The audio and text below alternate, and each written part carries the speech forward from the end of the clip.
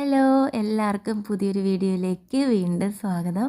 അപ്പോൾ ഇന്നൊരു ഈവനിങ് വ്ളോഗാണ് കേട്ടോ. അപ്പോൾ സ്കൂൾ വിട്ട് വരുന്നതിന് കുറച്ച് മുമ്പ് ഞാൻ എന്തെങ്കിലും ഫ്രൂട്ട്സൊക്കെ ഉണ്ടെങ്കിൽ അതരിഞ്ഞ് മിക്സിയുടെ ജാറിൽ കുറച്ച് പഞ്ചസാരയും ചേർത്ത് അടച്ച് മാറ്റി വെച്ചേക്കും കേട്ടോ. വന്ന ഉടനെ തന്നെ പാല് ചേർത്തിട്ട് ഇതൊന്ന് ഷെയ്ക്കായിട്ട് അടിച്ചു കൊടുക്കാൻ വേണ്ടിയിട്ടാണ് കേട്ടോ അങ്ങനെ. അപ്പോൾ ഇത് ഇന്ന് മാങ്ങയാണ് ഉണ്ടായിരുന്നത്, നല്ല പഴുത്ത മാമ്പഴം. അപ്പോൾ നല്ലൊരു മാംഗോ ഷേക്ക് അടിച്ച് കൊടുത്തിട്ടുണ്ട്. അങ്ങനെ അതൊക്കെ കുടിച്ച് കുറച്ച് നേരം സ്കൂളിലെ വിശേഷങ്ങളൊക്കെ പറയും കേട്ടോ. അതൊക്കെ പറഞ്ഞ് കുറച്ച് നേരം ഇരുന്നതിന് ശേഷം അവൻ കുളിക്കാൻ പോയി. അപ്പോൾ ആ നേരം കൊണ്ട് ഞാൻ ദേ പെട്ടെന്ന് ചായ ഉണ്ടാക്കിയെടുത്തു കേട്ടോ. അപ്പോൾ ചായ കുടിച്ചാലാണ് ഞാനൊന്ന് റീഫ്രഷ് ആകുന്നത്. അങ്ങനെ ചായ കുടിയും കാര്യങ്ങളും ഒക്കെ ആയിട്ട് കുറേ നേരം അങ്ങനെ പോയി. അപ്പോൾ ചായയൊക്കെ കുടിച്ചുകൊണ്ടിരുന്നപ്പോൾ അതേ നോക്കിയപ്പോൾ ഭയങ്കര മഴയാണ് കേട്ടോ. അപ്പോൾ എല്ലാ ദിവസവും മഴയാണല്ലോ.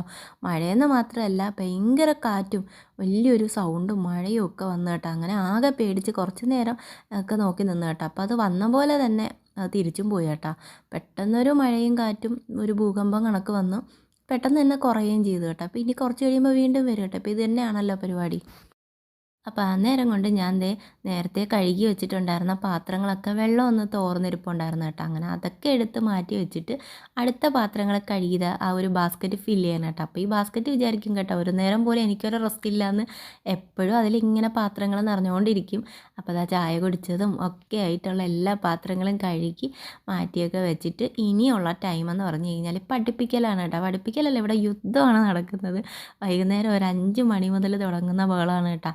അപ്പോൾ ഞാനാണിപ്പം മോനെ പഠിപ്പിക്കുന്നത്. അപ്പോൾ അതിൻ്റേതായ കുറച്ച് ബഹളം കാര്യങ്ങളൊക്കെ ഉണ്ടാകും കേട്ടോ. അമ്മമാർ പഠിപ്പിക്കുമ്പോൾ അങ്ങനെയാണല്ലോ. പ്രത്യേകിച്ച് ഇവൻ ട്യൂഷന് പോവില്ല കേട്ടോ. അവന് ഒരു താല്പര്യമില്ല ട്യൂഷന് പോകാനായിട്ട്. അപ്പോൾ അതുകൊണ്ടാണ് ഞാൻ ഇതിന് വേണ്ടി മെനക്കെട്ട് ഇരിക്കുന്നത്. കാരണം എന്താണെന്ന് ചോദിക്കുക. കാരണം 10ാം ക്ലാസ്സാണ് കേട്ടോ. ഇപ്പോൾ ലൈഫിലെ വലിയൊരു ടേണിംഗ് പോയിൻ്റ് ആണല്ലോ ഈ 10ാം ക്ലാസ് എന്ന് പറയുന്നത്. അപ്പോൾ അതൊന്ന് ജയിപ്പിച്ചെടുക്കാൻ വേണ്ടിയിട്ടുള്ള ഒരു യജ്ഞത്തിലാണ്, തീവ്ര യജ്ഞത്തിലാണ് കേട്ടോ ഞാൻ. കാരണം എന്താണെന്ന് വെച്ച് കഴിഞ്ഞാൽ ഇപ്പോൾ എൻ്റെ മോൻ പഠിക്കാനായിട്ട് കുറച്ച് ബാക്കിലാണ് കേട്ടോ. അപ്പോൾ അവനൊന്ന് കുറച്ചൊന്ന് മുമ്പിലോട്ട് കൊണ്ടുവരാൻ വേണ്ടിയിട്ട് ഞാൻ തന്നെ ശ്രമിച്ചാലേ പറ്റുള്ളൂ. ട്യൂഷന് വിട്ടാലും പോയിട്ട് കുറച്ച് ദിവസം ഇരുന്നിട്ട് അല്ലെങ്കിൽ ഒരു മാസം തികച്ച് അവൻ പോയില്ല കേട്ടോ. വെറുതെയാണ് ട്യൂഷന് പറഞ്ഞു വിടുന്നതെന്ന് മനസ്സിലാക്കിയത് കൊണ്ട് ഞാനും ഇപ്പോൾ നിർബന്ധിക്കാറില്ല കേട്ടോ. അവൻ പോകത്തുമില്ല, ഞാൻ നിർബന്ധിക്കാറുമില്ല. അങ്ങനെ എന്തായാലും 10ാം ക്ലാസ് ആയതുകൊണ്ട് ഞാൻ വൈകുന്നേരമുള്ള എൻ്റെ എല്ലാ പണികളും മാറ്റി വെച്ച് അവൻ്റെ കൂടെ ഇരുന്ന് അവനൊന്ന് പഠിപ്പിച്ചെടുക്കാനുള്ള ശ്രമത്തിലാണ് കേട്ടോ. അപ്പോൾ ഞാൻ ആദ്യം ചെയ്യുന്ന പരിപാടി എന്താണെന്ന് വെച്ച് കഴിഞ്ഞാൽ അവൻ്റെ ബാഗിനകത്തുള്ള എല്ലാ ബുക്സും എടുത്ത് പുറത്ത് വയ്ക്കും കേട്ടോ. എല്ലാം എടുത്ത് പുറത്ത് വയ്ക്കും. ബാഗൊക്കെ ഒന്ന് ചെക്ക് ചെയ്ത് ബാഗൊക്കെ കുടഞ്ഞൊന്ന് മാറ്റി വെച്ചതിന് ശേഷം ഓരോ നോട്ട്സായിട്ട് എടുക്കും കേട്ടോ. നോട്ട്സും ടെക്സ്റ്റും സെപ്പറേറ്റ് ചെയ്ത് വെച്ചിട്ട് ഓരോ നോട്ട്സായിട്ട് എടുത്തിട്ട് അന്നന്ന് എന്തൊക്കെയാണ് പഠിപ്പിച്ചത് എന്നെല്ലാം ഇങ്ങനെ നോക്കും കേട്ടോ. നോക്കിയിട്ട് മിക്കവാറും നോട്ട്സ് ഒരുപാട് എഴുതാൻ കാണും. ടെക്സ്റ്റിൽ അടയാളപ്പെടുത്തി കൊണ്ടുവരും കേട്ടോ. അപ്പോൾ അത് വീട്ടിൽ വന്നിരുന്നാണ് എഴുത്ത്. അപ്പോൾ ആദ്യം അതൊക്കെ ഒന്ന് എഴുതി റെഡിയാക്കുകയാണ് ചെയ്യുന്നത്. പിന്നെ അത് ഈ വരയിട്ട നോട്ട്ബുക്ക് കണ്ടോ, ഞാനാണ് പറഞ്ഞത് വരയിടാത്ത നോട്ട്ബുക്ക് വാങ്ങാനായിട്ട്. അപ്പോൾ അതിപ്പോൾ എനിക്ക് പണിയായി, അതിന് മാർജിൻ ഇട്ട് കൊടുക്കണം.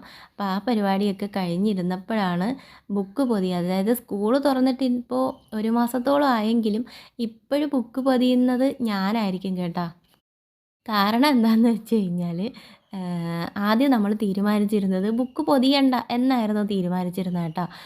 ഇനി 10ാം ക്ലാസ് ആയില്ലേ, ഇനിയിപ്പം ബുക്സൊന്നും പൊതിയണ്ട. മാത്രമല്ല 3 ടേമിലായിട്ട് 12 ടെക്സ്റ്റ് വീതം കിട്ടുമല്ലോ. അപ്പോൾ ഇതെല്ലാം കൂടെ പൊതിയണ്ടേ, വേണ്ട. അപ്പോൾ കുറച്ച് നാൾ ഓണം പരീക്ഷ വരെ മാത്രമല്ലേ ഈ ബുക്സ് ഉള്ളൂ. അത് കഴിയുമ്പോൾ അടുത്ത ടെക്സ്റ്റ് കിട്ടും കേട്ടോ, അടുത്ത ടേമിലേക്കുള്ളത്. അപ്പോൾ പിന്നെ പൊതിയണ്ടല്ലോ എന്ന് കരുതിയിരുന്നു. അപ്പോൾ നോട്ടിൻ്റെ കഥ പറയുകയാണെങ്കിൽ നമ്മൾ നോട്ട്സ് നല്ല അവനിഷ്ടപ്പെട്ട, അധികം ആഡംബരമൊന്നും ഇല്ലാത്ത ചെക്കിൻ്റെ മോഡൽ വരുന്ന ബൈൻഡൊക്കെ വരുന്ന നല്ല ക്ലാസ്മേറ്റിൻ്റെ നോട്ട്ബുക്ക് നോക്കി വാങ്ങിയതായിരുന്നു കേട്ടോ. പക്ഷേ അവിചാരിതം എന്നൊക്കെ പറയുന്ന ഇതായിരിക്കുമല്ലേ സംഭവം. സ്കൂളിൽ ചെന്നപ്പോൾ ഉണ്ട് എല്ലാവർക്കും ഇതേ നോട്ട്ബുക്ക്. അങ്ങനെ ആകെ ഞെട്ടിപ്പോയിട്ടാ. അമ്മ നോട്ട്ബുക്ക് മാറിപ്പോണുണ്ട്, എഴുതിയിട്ട് വെക്കുമ്പോഴത്തേക്ക് അവൻ്റെ നോട്ട് ഞാനും എൻ്റെ നോട്ട് അവനൊക്കെ എടുത്തുകൊണ്ട് പോകുന്നുണ്ട്. മിക്കവാറും പിള്ളേർക്കൊക്കെ ഈ ബുക്കായിരുന്നു കേട്ടോ. എനിക്ക് തോന്നുന്നു കുറച്ച് ആൺകുട്ടികളൊക്കെ ഇങ്ങനത്തെ ബുക്കായിരിക്കും വാങ്ങിയിട്ടുണ്ടാവുക. പെൺകുട്ടികൾക്കൊക്കെ അവരുടേതായ കുറേ അങ്ങനത്തെ പിക്ചേഴ്സൊക്കെ ഉള്ള നോട്ട്ബുക്ക് ഒരുപാടുണ്ടായിരുന്നു കേട്ടോ. അപ്പോൾ അതിൻ്റെ ഇടയിൽ നിന്ന് ഞാൻ തിരഞ്ഞു പിടിച്ച് വലിയ ആഡംബരമില്ലാത്ത രീതിയിൽ ബുക്സ് പൊതിയുന്നില്ലല്ലോ. അപ്പോൾ പിന്നെ അങ്ങനെ കൊണ്ടുപോകാൻ പറ്റിയ ബുക്ക് നോക്കി വാങ്ങിയതായിരുന്നു കേട്ടോ.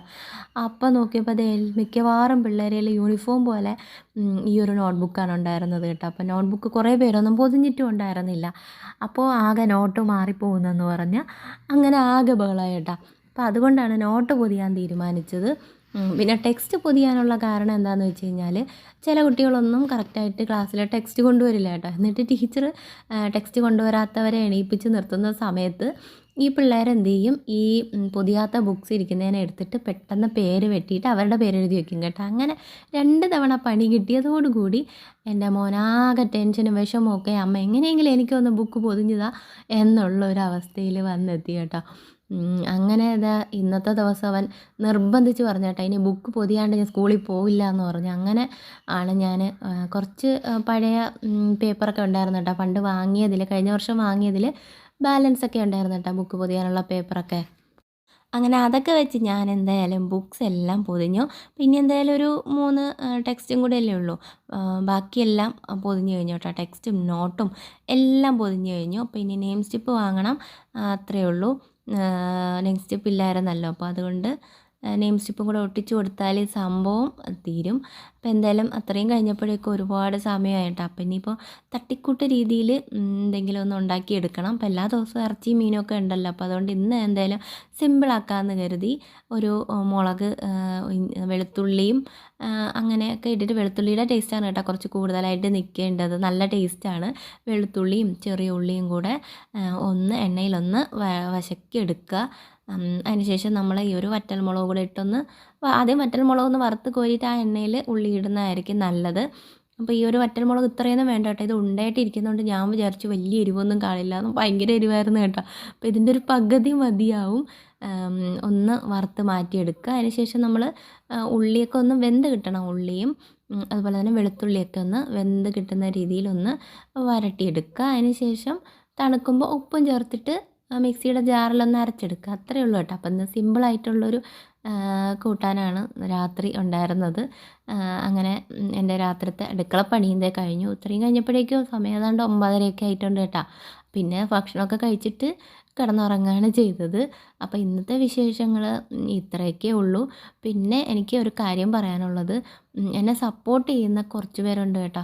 എനിക്ക് ഒരുപാട് നന്ദിയുണ്ട് കേട്ടോ. ഞാൻ വീഡിയോസ് ഇടുമ്പോൾ കാണുന്നവരും പിന്നെ പ്രധാനമായിട്ട് കമൻറ്റ് ചെയ്യുന്ന ഒരാളാണ് കേട്ടോ. ഒരാളാണെങ്കിൽ പോലും എനിക്ക് ഭയങ്കര സന്തോഷമാണ് കേട്ടോ. എന്നെ കാണാതെ, ഞാൻ ആരാണെന്ന് അറിയാതെ ഇത്രയും സപ്പോർട്ട് ചെയ്യുന്നതിന് ഒരുപാട് നന്ദിയുണ്ട് കേട്ടോ. അപ്പോൾ ആളുടെ പേര് ഷെമീന എന്ന് അങ്ങനെ എന്തോ ആണ് കേട്ടോ, കറക്റ്റായിട്ട് അറിയില്ല. ആ ഒരു ഐഡിയയിൽ വരുന്ന നെയിമാണ് ഞാൻ പറഞ്ഞത്. അപ്പോൾ ഒരുപാട് നന്ദിയുണ്ട്. അതിലുപരി സന്തോഷമുണ്ട് കേട്ടോ, ഒരുപാട് സന്തോഷമാണ്. കാരണം ഞാൻ ഒട്ടും പ്രതീക്ഷിച്ചില്ല കേട്ടോ അങ്ങനെ ഒരു സ്ഥിരം കമൻ്റൊക്കെ എൻ്റെ ചാനലിൽ എനിക്കറിയില്ല. അപ്പോൾ വളരെയധികം സന്തോഷത്തോടെയാണ് കേട്ടോ ഞാനിങ്ങനെ പറയുന്നത്. അപ്പോൾ നിങ്ങൾ ആദ്യമായിട്ടാണ് ഈ ചാനൽ കാണുന്നതെന്നുണ്ടെങ്കിൽ ഒന്ന് സബ്സ്ക്രൈബ് ചെയ്തിട്ട് കാണണേ. കാരണം എന്താണെന്ന് വെച്ച് കഴിഞ്ഞാൽ ഞാൻ എൻ്റെ യൂട്യൂബ് അനലിറ്റിക്സിൽ നോക്കുമ്പോൾ സബ്സ്ക്രൈബ് ചെയ്യാതെ കാണുന്നവരാണ് കൂടുതലെന്ന് കണ്ടിട്ടാണ് കേട്ടോ അങ്ങനെ പറയുന്നത്. അപ്പോൾ നിങ്ങളൊന്ന് സപ്പോർട്ട് ചെയ്യുക. പിന്നെ വീഡിയോ ഇഷ്ടപ്പെട്ട് കഴിഞ്ഞാൽ ലൈക്ക് ചെയ്യാൻ മറക്കരുത്. അപ്പോൾ ഇതൊക്കെയാണ് ഇന്നത്തെ നമ്മുടെ വിശേഷങ്ങളെന്ന് പറയുന്നത്. അപ്പോൾ പുതിയ വീഡിയോ ആയിട്ട് നമുക്ക് വീണ്ടും കാണുന്നവരേക്കും എല്ലാവർക്കും ബൈ ബൈ.